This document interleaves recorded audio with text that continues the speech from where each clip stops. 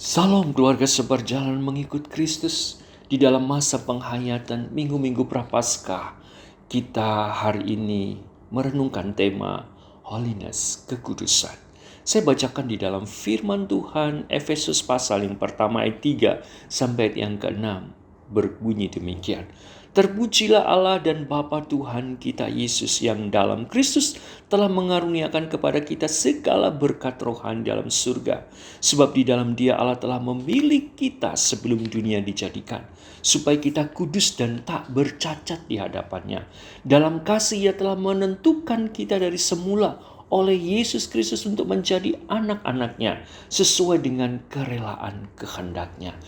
Saudara yang dikasihi Tuhan, ketika kita belajar kitab Efesus, penekanan utamanya adalah bagaimana pentingnya kita sebagai orang-orang yang telah ditebus oleh Kristus dijadikan sebagai jemaat.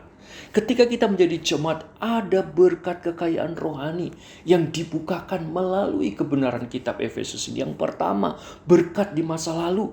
Dikatakan di dalam Allah kita telah dipilih sebelum dunia dijadikan.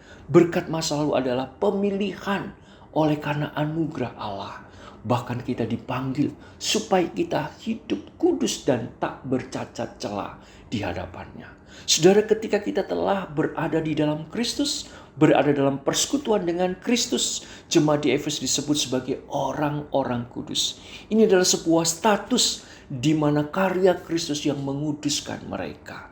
Saudara, berkat saat ini ketika kita bisa menikmati kehidupan persekutuan dengan Kristus di dalam karya salib, pengorbanannya adalah di dalam kuasa kebangkitannya, sehingga kita boleh hidup dalam persekutuan dengan Tuhan.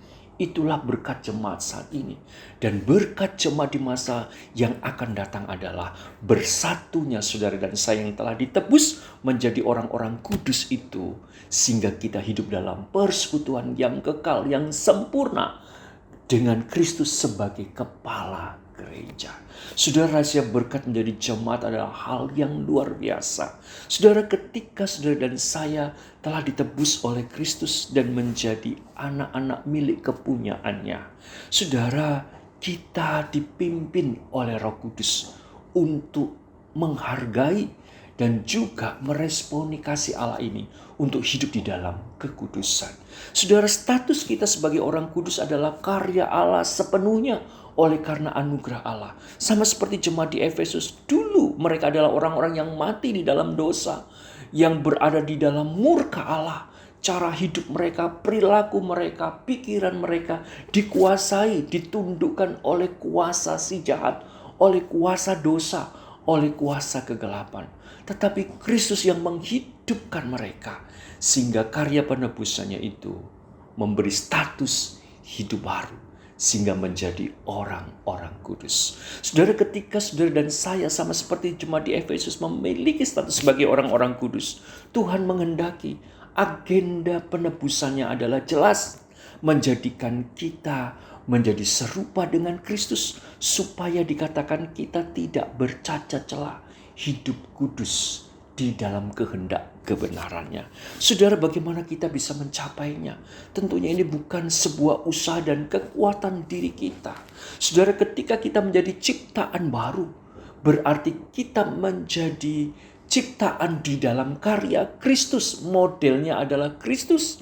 Di dalam pasal yang keempat Efesus mengatakan bahwa yaitu kamu berhubung dalam kehidupan kamu yang dahulu harus menanggalkan manusia lama yang memenuhi kebinasaan oleh nafsunya yang menyesatkan, supaya kamu diperbarui di dalam roh dan pikiranmu dan mengenakan manusia baru yang telah diciptakan menurut kehendak Allah yang diciptakan sesuai dengan kebenaran dan kekudusan yang sesungguhnya.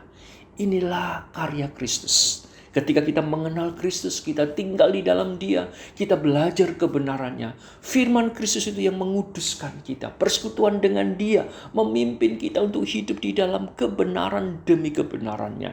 Sehingga mindset, cara berpikir kita, perasaan kita, kemauan kehendak kita bukan lagi kehidupan di dalam kuasa dosa, di dalam persekutuan yang dahulu tidak mengenal Allah, yang jauh dari persekutuan dengan Allah. Tetapi ketika kita telah diperbaharui oleh Kristus, hidup kita makin dikuduskan dan hidup di dalam kebenaran, mengenakan manusia baru, sehingga kita diperbarui dalam pikiran, diperbarui juga di dalam tutur kata kita. Ketika kita berkata-kata, bukan kata-kata yang lemah, melemahkan, kata-kata kasar, bukan kata-kata yang destruktif yang menjatuhkan, tetapi di sini katakan kata-kata yang membangun, kata-kata yang memberkati sehingga orang lain yang mendengar memperoleh kasih karunia. Kekudusan diwujudkan di dalam semangat etos kerja kita, sehingga kita bukan orang-orang yang merugikan orang lain, tetapi dengan kerja keras dan berkat yang Tuhan beri, kita bisa membagikan hidup kita, berkat Tuhan untuk orang-orang di sekitar kita.